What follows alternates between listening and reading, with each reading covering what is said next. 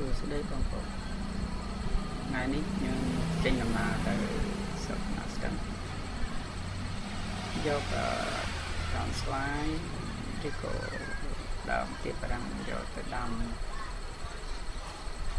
បានពី3ដើមចឹងឥឡូវយើងបានឡើងមកដល់ផ្លូវជាតិទី2យើងជិះទៅត្រង់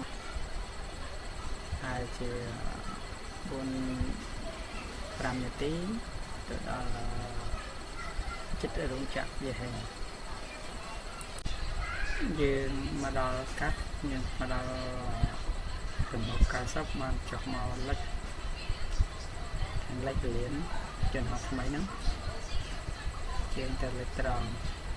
តាមបឹងជុំតែផ្លូវយើងបានដែរទំ ភ្លៀងទីផ្សារមិញវាមិនទាន់ស្ងួតស្រួល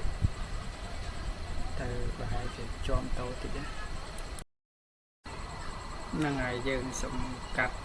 ត្រង់កន្លែងទៅតាមផ្លូវបាត់ចូលតិចយើងសុំតនៅក្នុងដីម្ដងកន្លែងដាំឈើម្ដង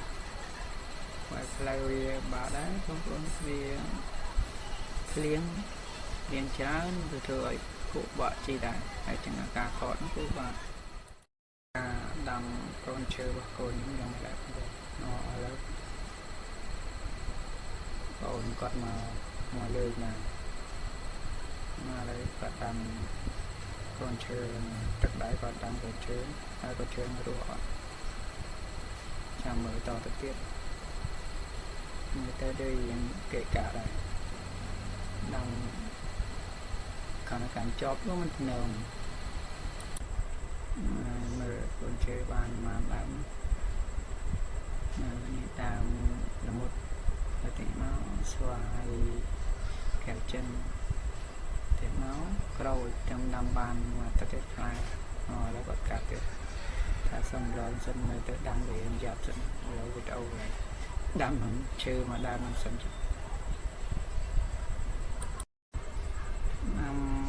ដល់ម៉ោងសម្រាប់ដាំតាមបាន2តាហើយដល់ម៉ោងសម្រាប់ទៅនៅមើលសិនមើលចុចទូរស័ព្ទទៅសិនថតមើលជុំវិញស្រែជុំវិញហ្នឹងមើលរងលើចាស់ល្អបកមកទៅជាទៅដឹងថាងុយគេហ្នឹងហើយចិត្តដល់មកបាយទេណាគេក្រោចាំបាន2ដើមថ្ងៃក្តៅពេកតែក៏បានរោគយូរនេះកុំអីហ្នឹងដឹងគប់ចេះនៅស្រុករបស់ស្ទឹងនៅកន្លែងទីតាំងហ្នឹងនៅចិត្តវត្តចេះនៅខាងកើតក៏តែមើលទូរស័ព្ទមើលហើយដល់មកមកចាអូតែដល់កាយមានយកទៅដុត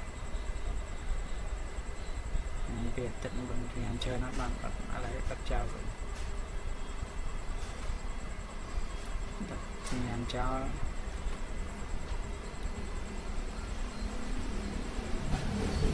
តែក៏វាឆេះទៀតក៏ចាប់ដើមទៅជួយជូនបាយ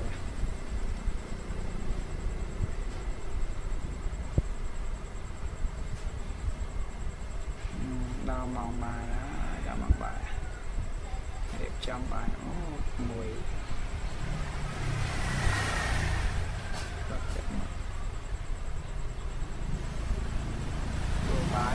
បាយឡើង